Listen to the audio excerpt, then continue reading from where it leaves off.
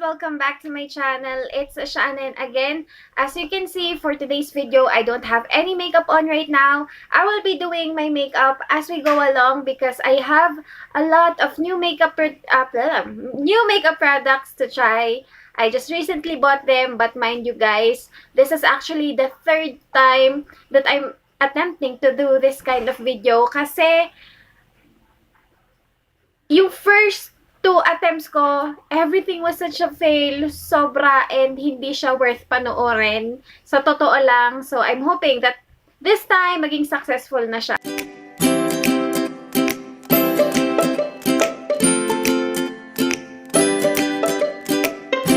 So, I will be starting with this Glowing Complexion Illuminating Cream from City Color. Pwede mo siyang gamitin actually underneath your makeup or mamaya baka magamit ko din siya as a highlighter. Nung unang ginamit ko to, mukha akong kawali na pinagpiprituhan. And for my foundation, ayun na nga, I will be using this Sun High Definition Foundation with vitamins A, C, E, and SPF 30 in the shade beige. As you can see guys, this foundation has yellow undertone. Wala din siyang scent and hindi siya ganun ka-liquidy. And I will just be spreading this foundation all over my face using my sponge.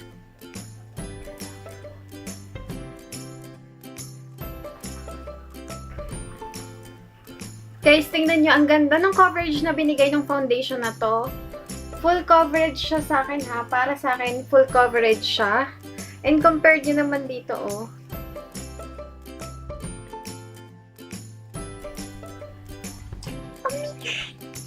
Oh my gosh! Ay, grabe! Naging fail uli yata itong third attempt yung to. Sabi ko kasi sa sarili ko guys, ang uunahin ko muna is yung eye makeup ko kasi sobrang powdery nung gagamitin kong palette. Pero ano nangyari? Bakit ako nagsimula uli sa mukha ko? Well, I don't have a new concealer for this video, but I have this on my collection. It's the Essence Cover Stick AB Deck Stiff. Hindi makikita sa camera guys, but checking here on my mirror, yung foundation para na siyang nag-cake dito. Napansin ko din guys, when I was using this blender, parang nabubura niya yung foundation habang dinadrag ko siya. Parang nabubura yung foundation. So, dapat ganun-ganun talaga siya. Dito naman sa part na to, wala akong nakitang pagke-cake. So, may bago din akong loose setting powder. It's the Fashion 21 Loose Powder with SPF 50+. Kasi para sa akin, guys, para hindi mag-cake yung mga foundation and concealer ko, kailangan ko talaga i-bake yung face ko, hindi yung basta simpleng press powder lang na magseset. Hindi yung nagwo-work para sa akin. Kaya dapat baking. Kaya nga guys, sabi ko, buti na lang na-invento yung baking kasi kung hindi din ako siguro mahuhumaling sa makeup. For my eyebrows, I will be using this Brow Master Eyebrow Kit from the brand The Face Shop. The Face Shop is a Korean brand. And actually, nabili ko to nung buy one take one. Ewan ko kung nasa na yung isang eyebrow tamer na nabili ko from them. Nawala ko siya sa office because I'm clumsy. I will be... Oh my gosh, yung araw. Ito yung itsura ng eyebrow kit. This is the lighter shade and this is the darker shade. And I will be going for the darker shade. May kasama din siyang eyebrow brush na maliit and a spoolie. Madali siyang mag-color, guys.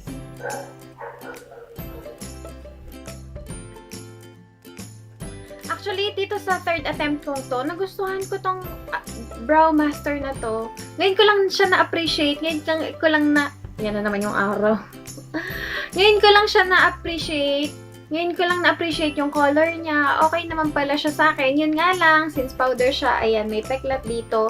And hindi advisable ang mga powder sa taong gustong makakamit ng bonggang kilay like me. Enough na siguro yung time na nandito yung loose setting powder, so iba-brush off ko na siya.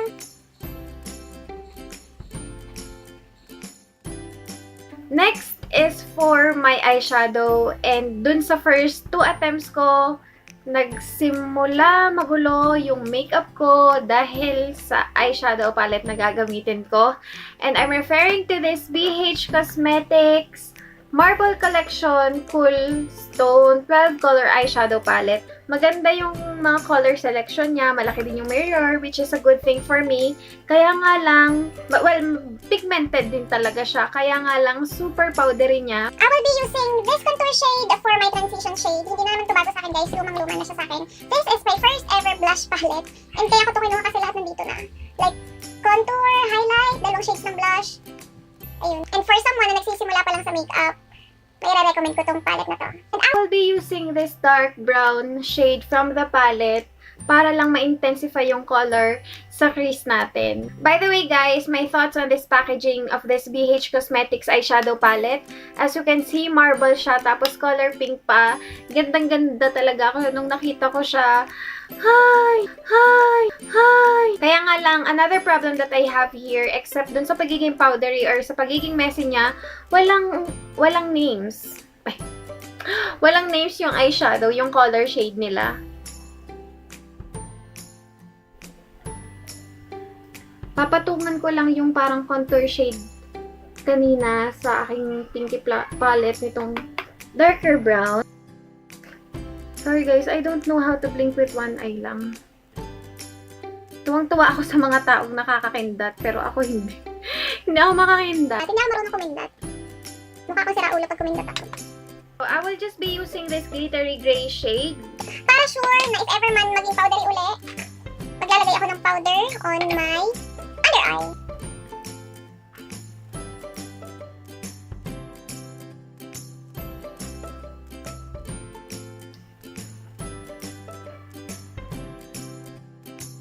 Then, I will just be going back to this dark brown shade over here and ilalagay ko siya sa outer V and idadrag ko ulit siya all over my crease para maging ayos yung blending niya.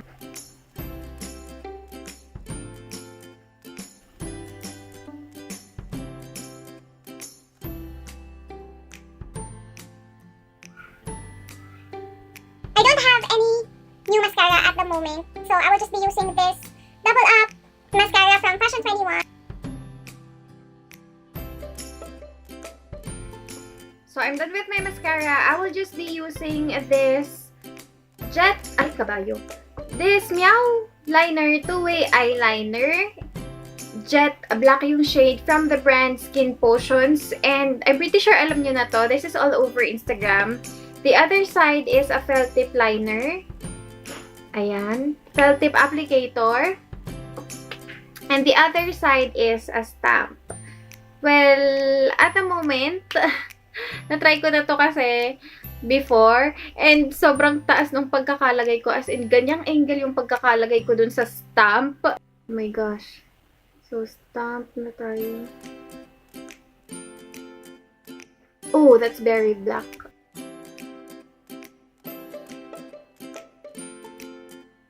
So, since may instant wing ka na, ang gagawin mo na lang is you'll be using this felt tip applicator, ayan, para ma-drag mo yung eyeliner papaloob ng eyes mo.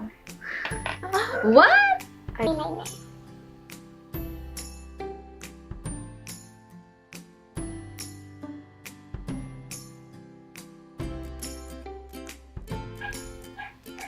So, my thoughts on this Meow Liner 2-way eyeliner from Skin Potions, okay na okay siya para sa akin. Yung first attempt ko or yung kauna-unahan kung ginamit tong product na to, hindi ako na-place nung stamp. Kasi nga, ang pangit nung pagkaka-angle ko dun sa aking wing liner. Pero ngayon, so far, nagustuhan ko naman siya. Okay naman yung pagkaka-wing. For sure, ikikip ko to sa collection ko. I will be going back to this dark brown shade para sa ating under eye area. So the next thing that I'm gonna do is that I'm going to tight line and waterline using this Essence Kajal pencil in the shade 01 or black. Ako yung tipo ng makeup enthusiast na hindi nagta-tight line. Kasi, hindi ako sanay. Feel ko masakit siya sa mata. But, let's give it a try. Nakakakiliti siya sa tight line ko. Nakakatakot kasi baka mapupo yung mata ko. Oh my God.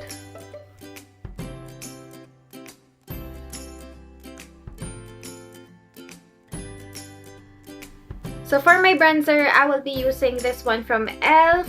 It has a decent size of mirror.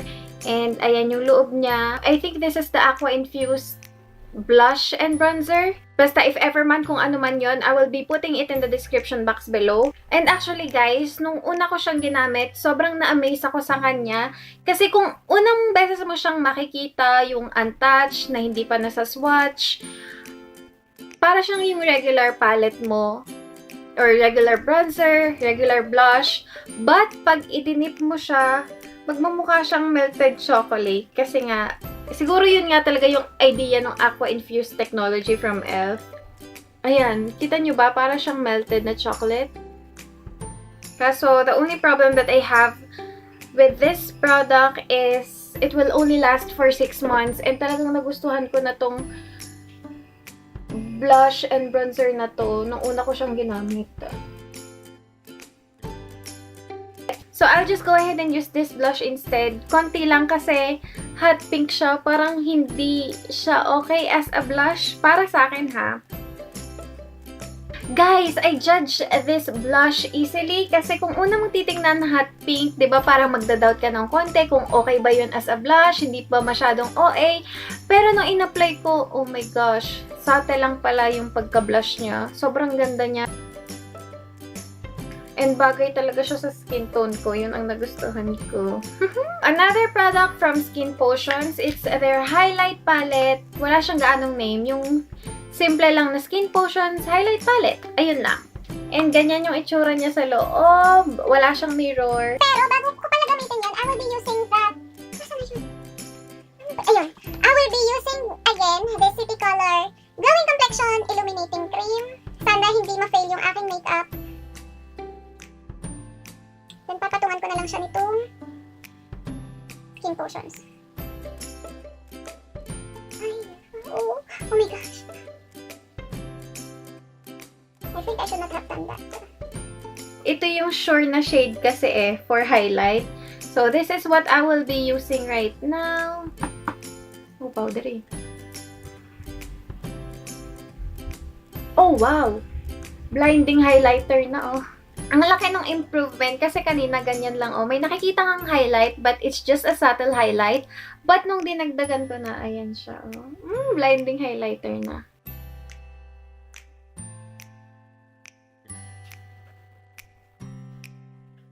Ay, ang ganda nitong highlight palette na to. I will just be highlighting and contouring my nose. I'll get back to you later. For the contouring of my nose, I use this LA Girl Pinky Blush palette. Itong shade na to, the only contour shade from the palette. And for the highlight, still Skin Potions highlight palette. Ito lang din to sa akin and I'm pretty sure 90% of mga makeup enthusiasts sa Pilipinas meron ito. It's the Careline Melted Metallic Lipstick, better than basic in the shade Live Wire. Sa lahat talaga ng shades na tinest ko from Careline, ito yung pinaka nagustuhan ko. Ayan yung itsura niya, but I'm not really sure if this will go well with the eye makeup that I have right now. Pero we'll see. And kung hindi man, I'll just change.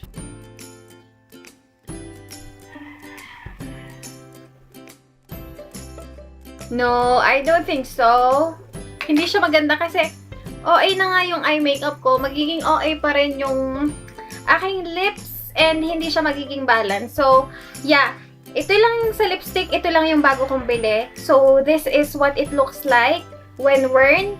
But, I'll just use something else from my collection. This is from Everbelena EB Lux lipstick in the shade Princess.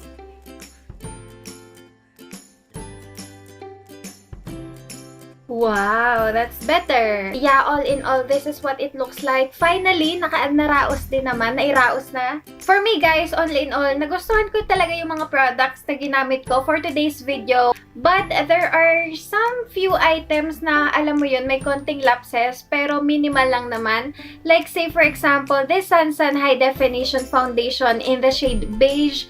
Nakita ko, una pa lang, pagkaka-apply ko pa lang sa kanya, nagke-cake na yung makeup ko. Although dito, wala akong nakitang pagke-cake.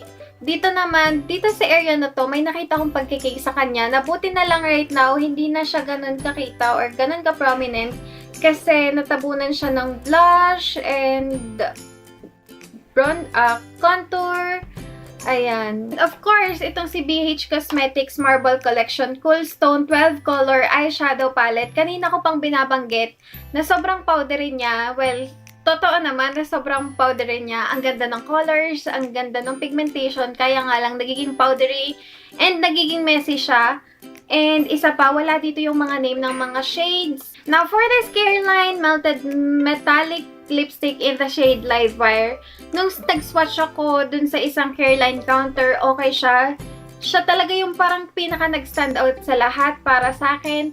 But, itong nakuha ko, siguro bad stock lang. Nahirapan akong i-apply siya kasi for me, it's not that pigmented. And, nagiging patchy na din yung application. Kaya, pero, I might try this one again. Who knows? Baka magustuhan ko on a second attempt. That's it for today's video, guys. I hope you did enjoy watching this video. If you did, let me know and sumali kayo sa ongoing giveaway ko. I will be linking that video in the description box below. Like this video, comment what are your thoughts, and of course, subscribe to my channel para makapag 500 subscribers na tayo. Maraming salamat! Bye!